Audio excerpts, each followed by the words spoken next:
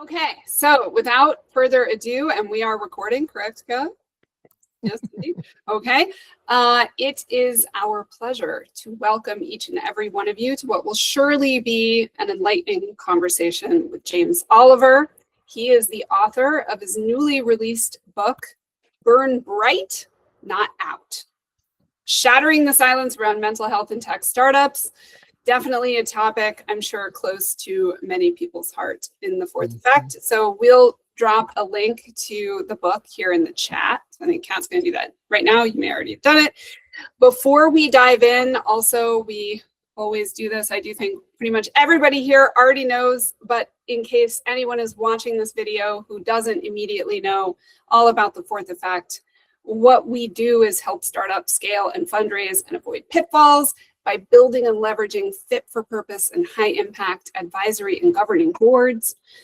Part of how we're helping founders do this is also by matching them to great advisors, board candidates, investors to help them scale smartly and effectively and do all those great things. So that's how we're also helping executives on the other side of our marketplace and platform build their own personal portfolio of wealth in the form of equity that they're getting, serving these startups as advisors or investing or as board directors. So, and also sometimes they're earning cash for their services. So just a reminder, that is, the main purpose and goal of the platform. If you haven't popped in there lately and really had a sense of where we're taking things, I recommend that you swing by office hours, which we do every Friday from 12 p.m. to 1 p.m. Eastern Standard Time.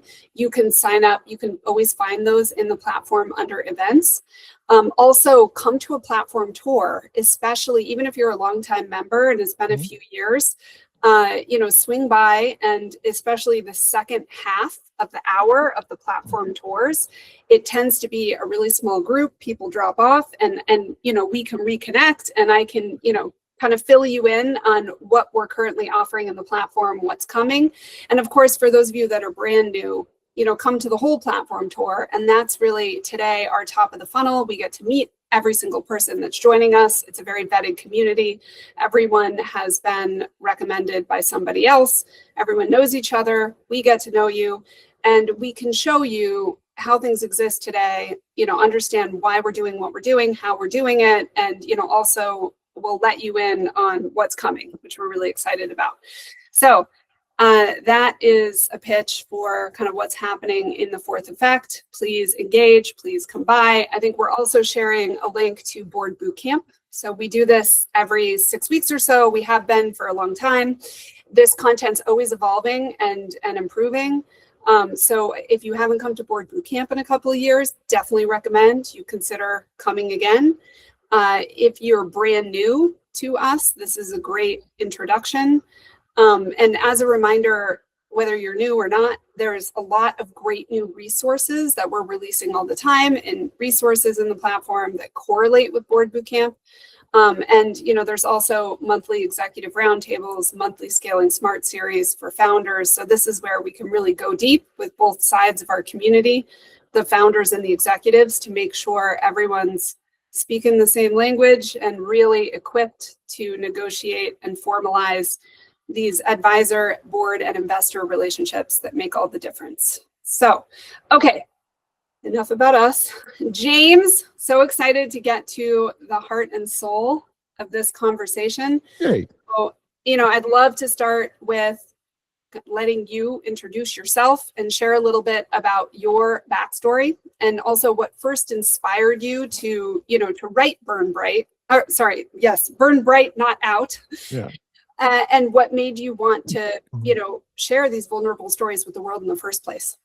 Yeah. So, hey, everybody. My name is James Oliver Jr. I am co-founder of the World's Cutest Twins, husband to an amazing wife. I am the founder of the Tabila Founder Mental Health Fund, which is a nonprofit that I started to pay for mental therapy for founders who want it but can't afford it for whatever reason. And now co-author of this book, Burn Bright, Not Out, Shattering the Silence Around Mental Health and Tech Startups, which I like to say, and arguably is the most important book about founder mental health ever written. And I say that with no shade to some of the other really important books that have been written, but this is the only book that I know of that actually, because 90% of the net profits from the book go back to the nonprofit, this is the only book that I know of that actually does something to solve the problem.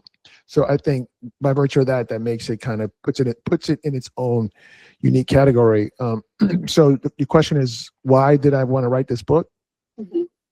Oh boy. Well, so, and I guess maybe more specifically, like, is there kind of a personal moment from your own found journey that made you? Well, yeah, it's a bit of a story, but look, I'll just try to make it short. But back in 2013, my first startup that I launched, so my introduction to being an entrepreneur was the same time I was being introduced to being a parent, and this is back like 2012. And I started in 2011. I cleaned out my savings, and I was launching a startup called We Montage. And back then, it was a world's only website that lets you turn your digital images into removable photo wallpaper. And I was out of money. My kid's mom decided she wanted to have children, so we did IVF. We did 2 embryos, pregnant with two babies. I'm like, this is great. I'm like, holy crap. This is really scary because I'm out of money. I'm grinding on this startup. And I'm like, the only way I'm going to have a chance to make this thing go is if I get into an accelerator. And I was living 1,000 miles away from friends and family in Northeast Wisconsin. I'm from Brooklyn. And I was dry. So I was like, I got to go down to Madison, Wisconsin, and see if I could get into this accelerator. And luckily I got in. And like a couple of days before the program was going to start, we went to the doctor because everything was fine up to that point. And then they were like, my son's blood flow was doing something weird. And they're like, if this starts to go backward, we're going to have to do an emergency C-section. So it was like a day or two before the accelerator started, checked in the hospital, blood starts going backward, emergency C-section. The kids were 3 months premature, right? They weigh 1 pound, 14 ounces, my son, 2 pounds, 3 ounces, my daughter. And mind you, I'm driving back and forth to the accelerator 2 hours away, waking up at 2 o'clock in the morning every day because I couldn't sleep, face breaking out. Hey, James, you say that, I just started crying. I was crying every day. But trying to get through this accelerator, managed to get through the program. And I remember the day of demo day, I was about to go on stage. I got a call from one of the investor groups, and he was like, hey, we're going to fill your whole round. And I'm like, what do you mean you're going to fill my round? We're going to give you $250K. I was only raising $250K back then. So I just dropped to my knees. Thank God, because I'd been through a lot to get to that point. My daughter came home from the hospital after 6 weeks. My son came home after 10 weeks, tethered to oxygen, just all this crazy stuff, right? So anyway, this is my introduction, the pressure cooker, right? Being a founder, being a new parent, managing all that. And, we raised just enough money to fail, quite honestly. The product was brilliant. I mean, I got it on the Today Show on my own 3 times. Good Morning America, Money Magazine, DIY Network, Martha Stewart's blog, like on and on and on. But it never really caught on. So as my startup was failing, my mental health was failing.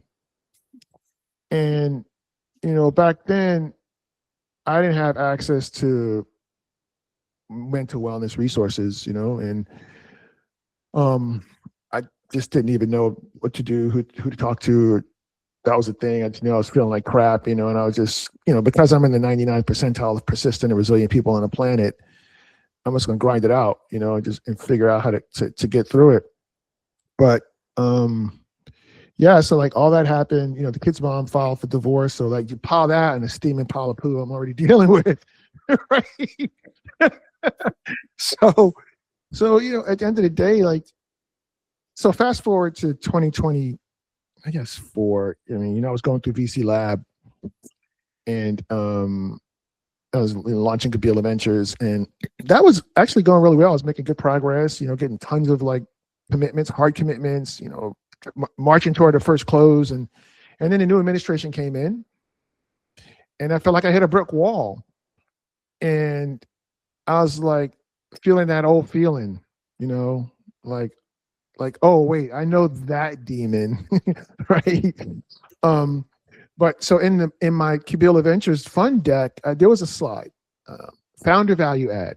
Like, what are you going to do to help founders? And at the time, it kind of felt like a throwaway slide because not all VCs actually add value to founders. Some actually arguably detract value.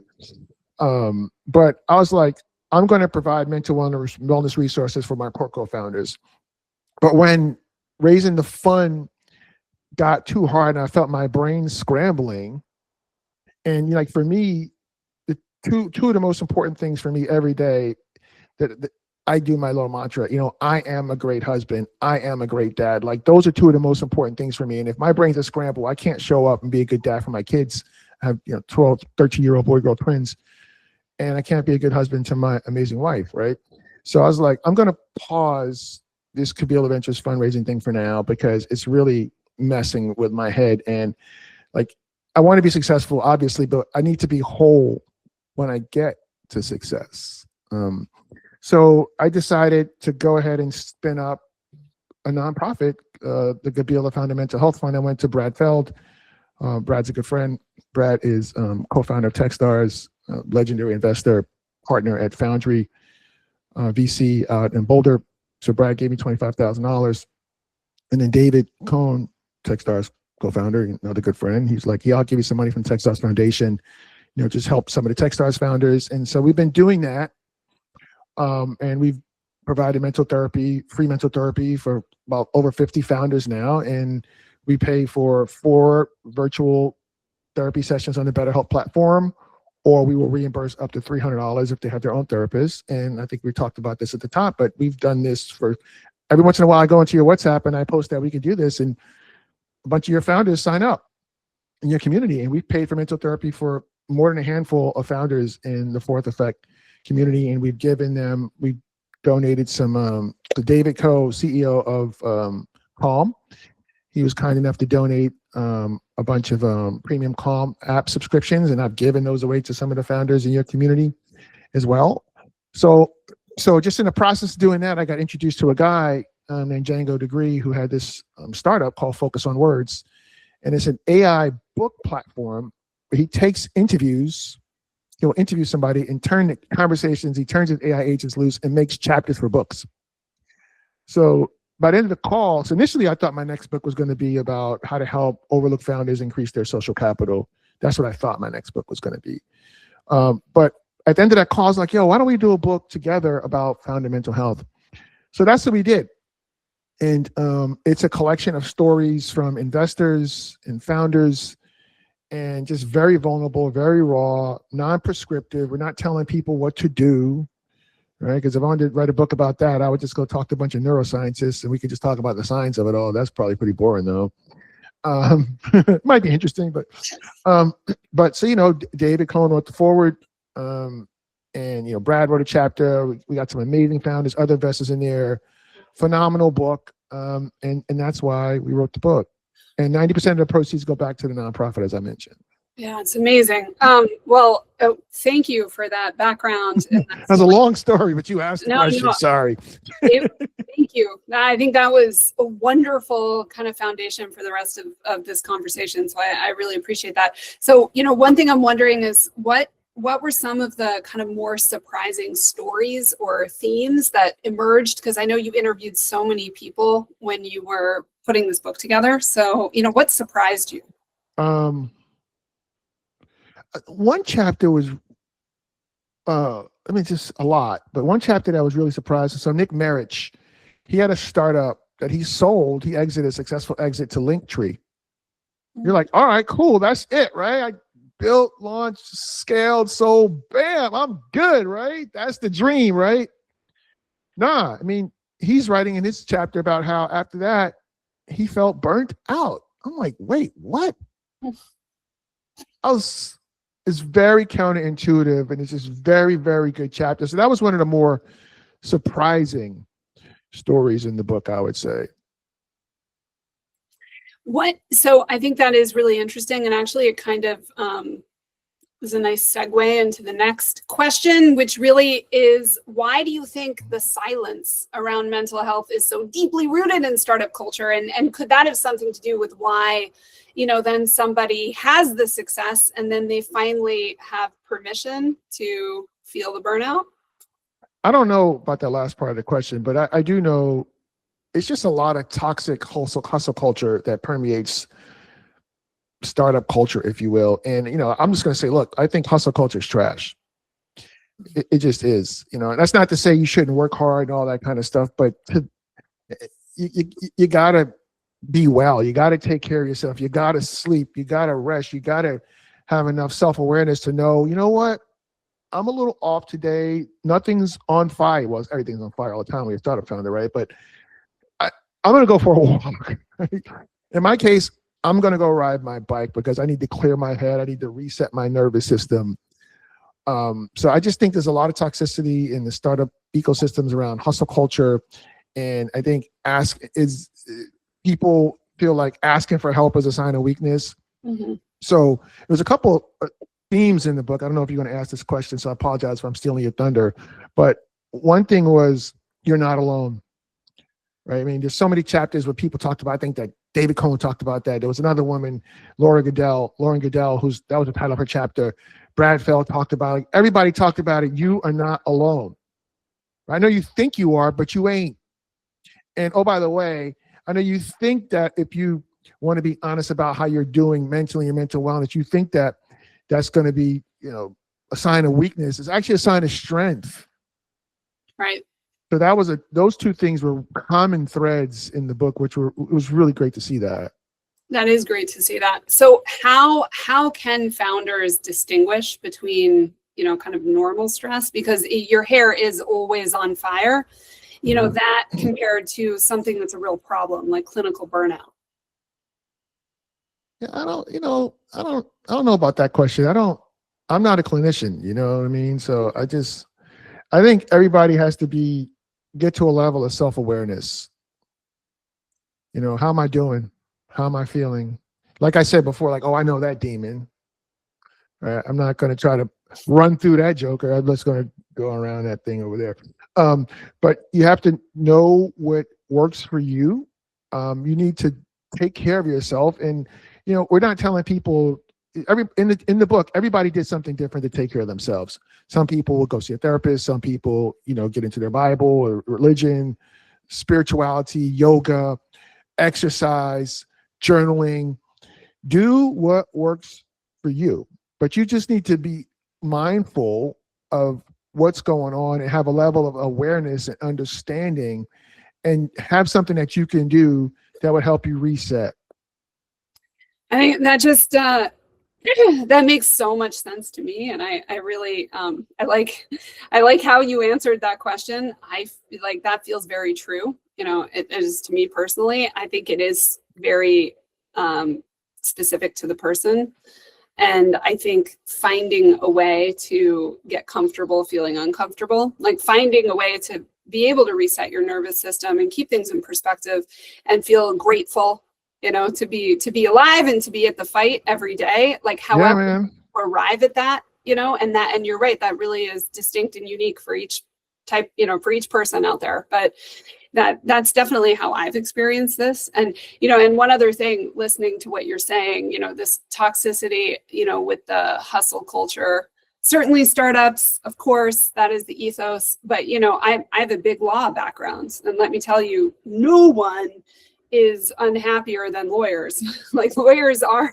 Maybe bankers, investment bankers, maybe, or no? Investment bankers, yeah. And it's the same, right? It's that same intense hustle culture, big law, big banks, everyone's bragging about their 20-hour day. I mean, that well, the only difference is, though, those people get paid a ton of money to do it versus the startup founders like eating ramen noodles, right? Right. It's craziness, right? It's crazy till it's not. But so let's talk about so which phase of the startup's life? So, if we're talking about like scaling or, the pre-seed, the really beginning where it's just you're just pounding that pavement, every 30 days, do we stay alive or do we go under? Is it after you take other people's money and now all of a sudden the world's, like the stakes are higher? Is it after you're done with the whole thing and you're like, now I have no identity? I think it's different for everybody. That's my guess, right? I mean, because in the book, we talk to people who, still hustling, trying to get something going, to people who exited, to people who IPO'd. We talk to people like that in the book. Right. And everybody had their own unique challenges. every different aspect of the journey. Because look, at the end of the day, like life is always lifing, right? That's just what it does. So I don't know that the phase of the startup journey necessarily matters. I just think it's going to be different for everybody. And like for me, um, because I have a therapist, and actually I have two now. I have one helping me manage this incredibly toxic co-parenting situation I'm dealing with, but I have two. But because I had the one, I know how to do things like compartmentalize and control the things that can control. So every day I get up and endeavor to do that. But to answer your question, I think it's probably different for everybody. Well, and actually, let's double click a little bit more on that. So, because all of these different perspectives that you gathered in the book, you mentioned some exercise, spirituality, yoga, Mhm. but maybe like, are there some concrete, I don't know, examples that struck you or that stuck with you that you can share? For me or for people who wrote in the book about what they've Yeah, done? yeah. Just like because you canvassed a lot of different people's experiences, what worked for people, because maybe Oh, listening. yeah, no, it just so I look at um Will Allen, who Will's chapter was really interesting because he was a former NFL player. He won a Super Bowl ring with the Tampa Bay Buccaneers. He played defensive back for the Steelers for a while. If anybody knows, what's his name? Ryan Clark. Anybody know that guy? Like Will gave him a lot of love in that chapter. I would love for Ryan to know about that. But his story was really unique. He was like really leaning into his faith a lot. Um, it's Brad Feld. Brad is a pioneer. He was one of the first famous investors talking about mental wellness back in the early 2012, 2013, which is about when I met him. I met him in 2013 when I was going to Generator. But he talked about how he goes to Planet Brad once a week with his therapist. And it's been this wonderful revelatory experience for him. And he suffered with depression and OCD, like all these things that he's had to overcome over the years, but he's really good about knowing himself and what to do to help himself when he's feeling a certain way, but also what to do to keep himself from going down the rabbit hole, if you will. What else? Nisha Devadas was a founder. She realized, you know what? I'm not really cut out for this. I'd rather be an investor. I could have more of an impact that way. But she's leading with mindfulness, a lot of yoga. She talked a lot about yoga, a lot of yoga analogies in her chapter. I think it's just different for everybody. Exercise, mindfulness, meditation, just across the spectrum of things that people do. And you just have to find what works for you. I think. I mean, look, there is some science to some of these things, and I'm starting to see some of this stuff about how the brain works and places you can pinch and touch on your body to do a nervous system reset. That stuff is cool, but at the end of the day, you got to have some self-awareness to know, hey, like, how am I doing? Like, what's going on with me? Yeah. Do I need to go for a walk, or do I need a nap? Right, whatever it is. Right. No. Okay. Well, very all true and very interesting. So maybe now you were just mentioning investors, and I do think it would be helpful to talk a little bit about the role investors play in either perpetuating or alleviating burnout in founders. So obviously you talk to a lot of investors. How are they thinking about this? Do they see it as like a clear and present danger for their investment? So I did for Giving Tuesday, I did a whole old school, like, what's that guy, Jerry Lewis fundraiser-thon, what do you call that thing, for 4 hours. And David kicked it off, David Cohen, Techstar CEO. And I said, he's like, oh, it's common sense. I'm like, bro, like common sense ain't so common. I said, I don't think that until somebody can come along and draw a straight line between founder mental wellness and positive startup outcomes writ large, and this is maybe very cynical of me, but it's not. It's rude. I've been talking to a lot of people doing this work, and I'm just telling you, writ large, they don't care. They don't care like that. Investors don't care like that. They don't. Like, I think every investor should buy this book and give it to their poor co-founders. If you're an angel investor, every time you write a check, you should give the book to your founders. But trying to get them to care about this, they don't really care. Yeah. They don't. And then you look at them on Twitter, not all of them, obviously. There are some who care, obviously, but writ large, I'm saying, and you look at the toxicity, oh, it's 3 a.m. I'm writing checks. I'm like, bro, like, when do you sleep? I don't never sleep. I'm like, really? Okay. Well, it's just making me think of this LinkedIn post I read this morning that I was like, got me all fired up, and I need to respond to it because it's so true. But it was a social impact founder talking about in the beginning, constantly they were talking about this, incredible social impact, this mission, this need, and this new value they were bringing, and that just wouldn't land with investors, because at the end of the day, they don't care about something new. Like, you're complicating it. This is that, then it's a nice to have. Then why, wait, what? Like, this already exists. And now you're saying we have to change it and spend money on something for what? Like, the kind of the initial reaction is, oh, then this should be a not-for-profit and everyone's donating and we're just, so her journey was realizing, no, there is this really compelling economic argument here, which is this is not, we're not adding some nice to have thing that is out of the goodness of our hearts. We are addressing an area of like distress and neglect, lost value. And so this is creating value and this is making money. But when you have any sort of mission-driven impact, focus, and we know this well, obviously, because we're a mission-driven startup, is our beginnings, and it's the same catch-22, because yes, you have to recharacterize the value in a way that is just very clear, bright line ROI, writ large, money in the bank, in order for that system to embrace it, which is very frustrating.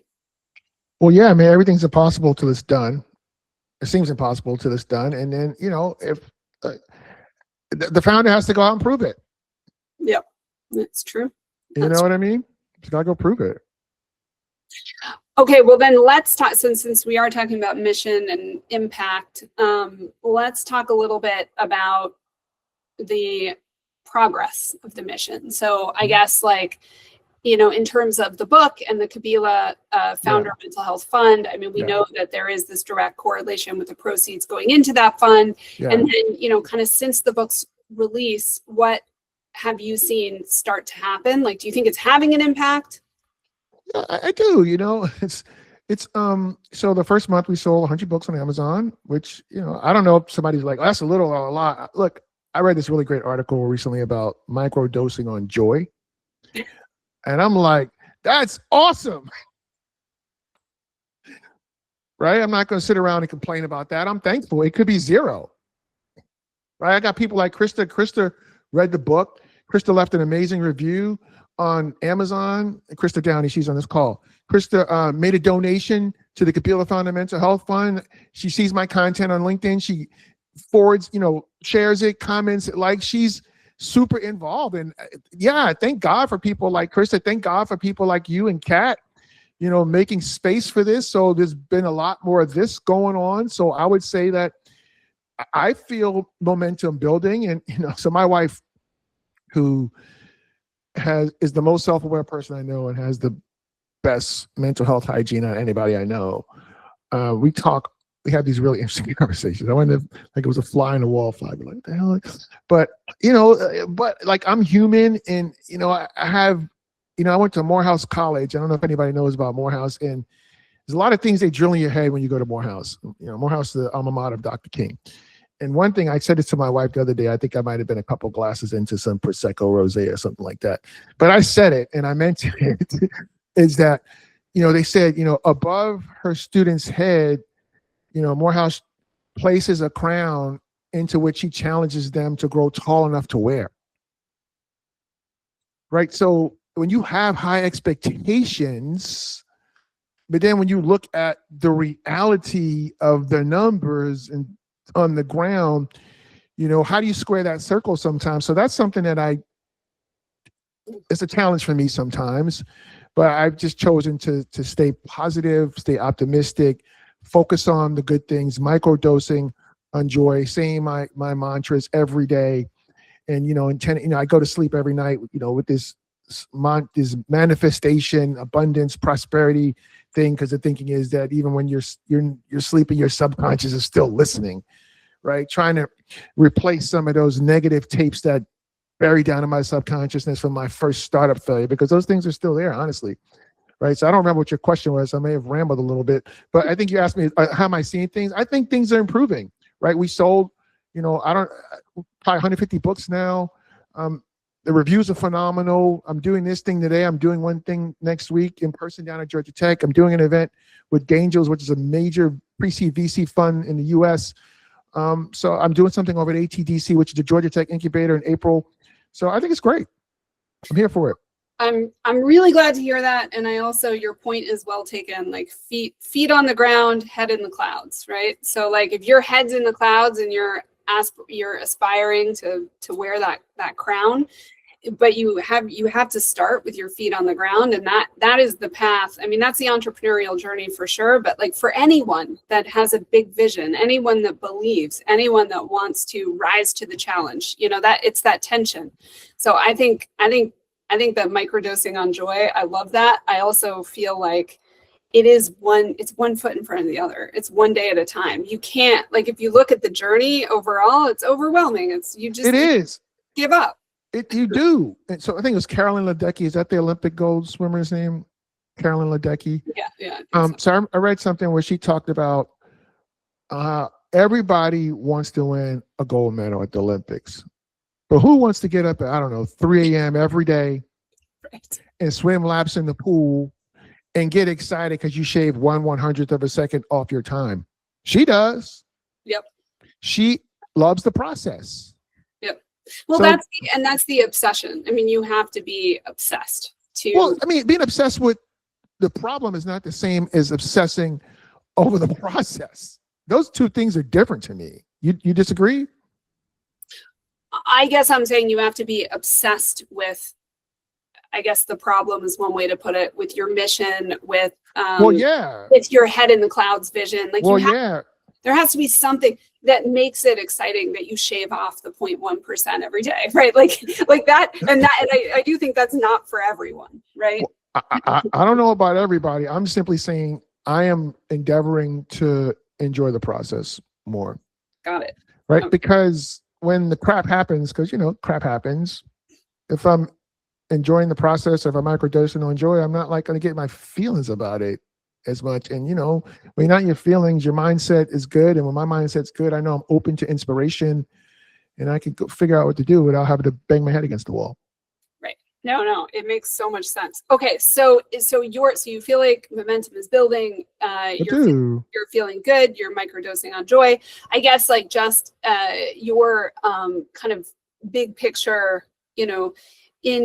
In 5 years, like what are your hopes for this? Like, so you're hoping that VCs in general this becomes like kind of a staple, like a way that they're thinking about preserving their investment, is thinking about mental health. I really appreciate that question. Hey, Kimberly says, sorry I'm late, James. Late meeting. All good. Good to see you, Kimberly. Rebecca, thank you so much. You said I'm a great inspiration. That's incredibly kind of you to say, Rebecca. I don't know Rebecca. I never met her, but that's very kind of you to say that, Rebecca. I appreciate you. Yeah, man, it's kind of multiple pronged, if you will. We would love to have $1 million in the nonprofit. So we say, okay, for the next 3 to 5 years, we're going to be able to help a couple thousand founders. And we don't want to just pay for therapy. We want to continue to go upstream to provide access to the Calm premium subscription, so they could not have to go see a therapist, or in between therapy sessions, they're just adjusting their mindset and addressing their mental wellness. So that's what we want to be able to help more people and raise more money for that.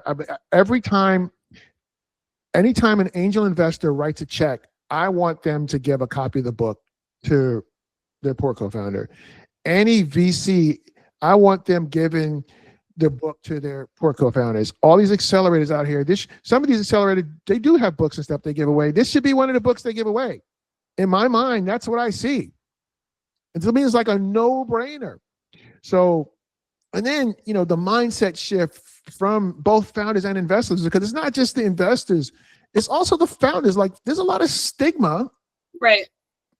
around this, and they don't want to talk about it. Like, I mean, I talk to founders all the time. Y'all talk to founders all the time. I mean, what's the stat? 72% of founders are struggling with their mental health from a startup snapshot. I'm like, whatever, man. 100% of the founders I talk to are going through it. So I don't know who these other 28% of people are y'all talking to. Everybody I'm talking to is like, Jesus Christ, the hell, right? So, but I will have that conversation with somebody and be like, you know what? I'm sending out a notice. If you want to get free therapy, go ahead and sign up. And I look, and they're like, oh, it's not for me. It's for somebody. I'm like, what are you talking about? But it's because there's still stigma. Right. It's, oh, that's somebody, all these excuses. I'm like, no. It's okay. Asking for help is a sign of strength, and you deserve it. Like, please go do it. Like, we'll raise more money. Don't worry. Just go do it. Well, and that no, that makes a lot of sense. And I think like what you were saying earlier in the conversation when you were remarking on how there needs to be this bright line connection between mental health and money in the bank, that like all of this, oh, stupid though, the mindset, whether it's the founders, it's the VCs, it is kind of on a societal level. There has to be that shift, and then a book like this becomes programmatic, and it's even more than just but we can't wait for that. I can't wait for that. It's just like, so I had one guy give me the business because I was sending out some cold LinkedIn DMs. I think he was in a Techstars network, and he's like a go-to-market guru, and he was like poo-pooing my message, and I'm like, whatever, bro, it made you look. But anyway, made you look. The message is hyperbolic. I'm like, well, which part of the message is hyperbole? He said, you saying that this is the most important book of founder mental health ever written. And I was like, and I'm like, I said that, but I said, here's why. And he was going on. I said, look, man, that's my opinion. I'm free to position my book in the mind of users and consumers however I want, and you're free to disagree, right? But I'm not waiting for permission for the Wall Street Journal or the New York Times or Bloomberg or anybody to come along and tell somebody what this book is. And I got the neck thing going, yes, I do, right? I'm saying this is the most important book about founder mental health ever written. And here's why. And, if you don't believe me, go read it. And if you don't believe me, that's fine. But you bought it, and this money goes back to pay for founder mental health. So thank you. Oh, that's funny. I love that. Okay. So what about advice that you might have, your own journey, writing this book, talking to all these people, that you would give to a founder, maybe someone on this call, maybe someone watching this, in the future, who feels like they just can't take another day? Man, I still struggle with this. So my wife has, taken some time off, and she's about to start a new job here soon. And so the other day we were like running some errands, and I didn't have a lot to do, right? But I told her, I said, honestly, babe, I'm enjoying this time together, but it's hard for me to be fully present because I feel like I need to be doing something. But I was doing something. I had my LinkedIn DMs running in the background, automated, selling books because of that. So I was doing stuff without doing stuff. But it's okay to take some time off. Like, if you're not in a good headspace, so in the book I talk about this. So Nick, do you guys know Nicola Corzine from NASDAQ Entrepreneurial Center? I definitely know the name. Yeah. Okay. So Nicola's great. So Nicola's a friend. And I quoted her in this book. She says, sometimes in order to, sometimes you got to slow down to speed up. Mm-hmm. And all this go. If you're not at max capacity or you're at quarter capacity, you might want to just go recharge your battery, because when you come back, you'll be way more effective than you were running on like a quarter charge battery. God, that resonates with me so strongly when it comes to sleep. Let me tell you, I know it's a very, very specific thing, but for me, it's one of the most important things. And sometimes I just have to prioritize no matter what it means, even if it means I'm going to miss something in the morning that was important or that I committed to or whatever. Like, I just have to sometimes. I just have to do it. I have to get and I'm talking 10 hours. Like, I have to heal. Wow, 10 hours sleep. I can barely sleep for 6 hours these days. Boy, I have to go do it. But That'd be amazing. but you So know, one other thing, I may, sorry for cutting you off, but going back to what you're talking about VCs, I think it's unreasonable to expect a founder to go out and crush it and return your fund if they're not mentally well. Like they're not. It's just unreasonable to me. Does anybody on the call disagree with that? You guys are listening. Do you disagree? Does anybody have, question they want to drop in the comments? Like, is it okay? Can people ask questions, Sabrina? I'm sorry. yes, absolutely. And I think we're still a small enough crowd if people want to unmute themselves and ask. Oh my God, that'd be amazing. And here we are, we're kind of at that great Q&A point. And I think like the last, kind of topic I had for you was really, changing expectations in startup culture, that might exist right now for mental health. And I think that's exactly what you're going to the audience and polling for. So I think it's a great way. Yeah, I think leaders have to go first. Like, I think it's important that David Cohen wrote the foreword and Brad Fell wrote a chapter. I think it's important that people like Mitch Weiner, who was a founder whose startup IPO DigitalOcean, he's coming and talking about how his mental health, like he got in a really bad health situation. He thought he was like jammed up for life. He was very fortunate, but then he changed how he was approaching things. So I think founders who are leaders like you guys, you Kat, you Breen, have to go first, right? You have to give me this platform to do this, to have this conversation, and then all y'all, in the room, Allison, Krista, Helen, Jeffrey. Like Jeffrey's actually driving somewhere in Canada right now. His wife just texted me that he's driving, but they're listening to the call. Kimberly, Rebecca, Tosca, y'all showing up. That's the start, right? We have to go first. So true. But to echo the point earlier, this is a great time for questions, for comments. So please don't be shy. Don't hold back. If you want to unmute Chris yourself. is on camera, so I think Chris has got something to say. Okay. Yeah, so I was trying to formulate a question, but basically, I love this conversation. I think it's so important. I see it all the time. I think about investors giving people the book, saying this is okay, bringing this up. I think about founders leading the way within their companies. And then I think about, I don't know if you mentioned this, but, all of the accelerators and these programs that we have in universities, and how are we promoting this from the very early days? Yeah. Who are the advocates for this? Then how are they talking about it? It feels like it should be just part of the process. You're putting together a pitch deck, you've got a business model canvas, we're looking at mental health and wellness, and what are you doing for yourself? So that's what I'd like to see. Yeah, 100%. Like all these accelerators should be giving the book away, 1,000%. I mean, I'm doing my part to reach out. I'm doing an event over at Tech Square Atlanta. That's a clubhouse type thing over by Georgia Tech, and then over at ATDC, we're having a talk. So I'm doing my part, I'm trying. I also think it behooves the VCs to give out your book, right? Because it, in a sense, would de-risk investments if their founders it does de-risk investment, 1,000%. It de-risks it because the founder is the. I think David said this so brilliantly. I can't remember the way he described it, but basically, is in some instances, this founder is a single point of failure for the startup. It's very costly when the founder fails. Yes, exactly. So Tosca had some comments. Tosca, you didn't want to come talk to us? Just wanted to type. Okay, let's see. I just think it's super great that you're bringing this topic to the forefront. Oh, there you go. Tell us, please. Yeah, no, I just, I'm a solopreneur myself, but I do like leadership development work. I was just curious really what your perspective was, for startups.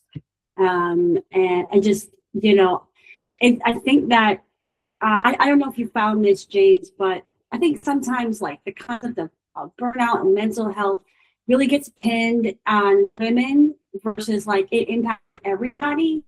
Like, so I'm just curious if you found like a gender bias in that at all. Oh, wow, that's a great question. I don't know. I mean, it's mostly women on this call. Are y'all feeling that? I don't know. I feel like we're under a microscope. So to admit weakness is harder when you're under a microscope. You know, like the society is more forgiving to the person that is viewed as the hero, And so who's that? the white man. Yeah, I mean, as a black man, look, I mean, like I said, I ran into a lot of challenges raising my fund once the Trump administration came into the White House, and I mean, it's first time fund manager, obviously black, right? And even as a founder, you know, I've always felt people always say, you know, it's not the jockey, it's not the horse, it's the jockey. I'm like, yeah, but how come you got that flashlight down my horse's throat all the time? That's how I you felt. know, I think a lot of the mental illness challenge or mental health challenges comes from money issues. And if you look at the funding of 2.nothing% for white women and 0.08% for black women, and I'm not sure what it is for I black stopped men, looking at but those stats. It's just too, yeah. I know, and it's getting worse, right? But it's Yeah, just so it's timely bad. because I don't know if you know Charlie O'Donnell, but he just sent out an email 5 minutes ago that says, the title of the headline of the email is "What to Do About the Downside Questions Asked of Female Founders." So it's like we're always swimming against the current. We're always having to tread water in rough waters. So it's wait, you're on mute, I think, Jane. You're muted. I know you have something to say about Sorry. this. No, I do, because I did a workshop. I did a whole thing for Overlook Founders a couple of years ago, and I had the folks from AWS. They have all this Harvard-backed research that talks about, you know, women and minority founders. They get asked these questions. They have them classified two different ways. I can't remember. Chris is shaking her head, so you probably know exactly what I'm talking about. But they ask a question a certain way, and if you don't recognize it, the question is, this is the bucket. The question is, if you don't answer, if you don't correct it and rechart it, you know, you raise less money. So this is like a thing, and you have to recognize it and know how to overcome it. I have a video. I don't know if you want, I can find, it was a whole workshop that they did. Maybe I can put you in touch with them. Maybe they'll be willing to come do it for your community. His name is Kobinah, Kobinah, Ansah, Ansah, I think. He's at AWS. Take a look at his LinkedIn profile. If that's interesting. Or I could share the video with you guys, Pat and Breen. I don't think he would want me giving it to you to blast it publicly, but maybe he'd be game to come do that for you guys. Maybe. Yeah, and we've actually had other people come and talk to us about it because it's such a persistent problem. But it's just interesting, you know, your book shines a light on the issue, and then there's just so many facets of the issue. So I love that the more that we're talking about it, it's just going to open up the whole thing to be examined, and then transparency usually follows once things are brought to light. So hopefully, it's going to do some good work. Kimberly, put preventive or promotional. Those are the types of questions that they're asking. That's right. Yeah. Right. Does anybody know Charlie O'Donnell really well? No. We know him. I mean, I don't know about really well, but we are. Charlie should be promoting this. He actually was kind enough to mention it once, you know, but that email is so long. It gets buried at the bottom. Like, nobody sees that. You know what I mean? I feel like this is worthy of something that stands on its own. So we need people like him, and maybe he would do it if I asked. I don't know. I have asked, but, you know, they get asked a million times. They don't always see it, you know. But people like him to shine a light, to be like, yeah, I'm going to buy some books. I'm going to give some books away. I'll buy 10. I'll buy 20, like whatever. Like, so Mike Ma wrote a chapter in the book from Side Conventions. You guys know Mike Ma? Yeah. He's great. Mike's awesome. He's awesome. He wrote a chapter in the book, and then he bought 20 books and took them to his annual general meeting and gave them to founders. I'm like, yes. So he is a coach, right? Like, he believes in coaching founders. So it's really aligned with what you're doing. I will say that we're going to be doing an event with Charlie on April 7th to be announced soon. However, Charlie just wrote a book. I saw that. He's on his book tour. Yeah, so maybe fine. there's an alignment there if you reach out to him regarding that. He's talking about the troubles of founders, but not on the funding side. Yeah. I get it. So, I mean, I'll ping him. I'll ask anybody anything. I ain't scared to ask for anything from anybody. So, yeah, which is good. But I read a statistic about how someone with, and mental health and mental illness are very different, but you know, they're kind of tethered, I think, that for every person who suffers from mental illness, they affect 5 direct people around them. And if you're not, you know, at full capacity, or you're, you know, suffering because building a business is so hard, just think of the amount of people you're affecting around you. So it's a multiplier problem. It is. And as a dad, you know, I'm Joe, that means I'm not being present. It means I'm being a jerk to my kids, right? They don't deserve that. Yeah. Yeah. I mean, it really, it just cuts to the core. It's just so important that you have taken, you know, that you're taking this step, that you've written this book, that you are starting with your feet on the ground, and you know, you have your head in the clouds, and I have no doubt you're going to get there. Yeah. You know, it's frustrating that it has to be one foot in front of the other, but you know that drill really well. But I think the whole industry, it feels like there's a lot of consensus that the whole industry needs this kind of shift. It needs to start to connect the direct line between actually paying attention to all of these areas that have been neglected, and fixing them, you know, makes the pie bigger. That it is not a charity move. 1,000%. 1,000%. I dropped my LinkedIn profile in the comments. I'm not connected to everyone on this call. Like, please just send me a connection request. I recognize the name, so I'll definitely accept it. Please connect with me. And it starts with conversations like this. We have to lead. You know, we have to get the book. We have to leave reviews. We have to share and buy a copy for a friend, a founder, anybody, like all the things. So you guys are leading. I appreciate all y'all for taking time out of your busy days to do this. You can visit KabilaMentalHealth.com to learn more about the book, where to get the book, to make a donation to the nonprofit, all the things. Oh, and I got merch too. And I just want to say one last thing is that if any of you here on the call are an LP, what some VCs are doing is writing side letters to fund certain things. So I did hear about a VC fund recently that wrote a side letter that is for coaching sessions. If we can push VCs as LPs to make better choices and dedicate money, they're going to be de-risking our money. Yeah. So I'm talking to the folks at the National Venture Capital Association. You guys know Bobby Franklin? No. So Bobby, he came and did a conversation with me on Giving Tuesday. But I'm talking about doing a webinar, and we're going to try to get some big VCs who actually do, because there are a few VCs like Alexis Ohanian, 776. They actually write a check for Founder Mental Wellness, and there's some other funds out there. So we want to have a conversation with people like that to let everybody know it's okay to do that. So yeah, more of that, please. That's great. No. Well, this was amazing, James. Thank you. Thanks, Krista. I appreciate you. Thanks, everybody. We'll talk to you soon. Thank you. Okay, Good luck, cheers. James. Thank you so much, Tosca. Bye, Thank you, everyone. James. Good to see you. Good to see you too, Kimberly. Cheers. Bye-bye.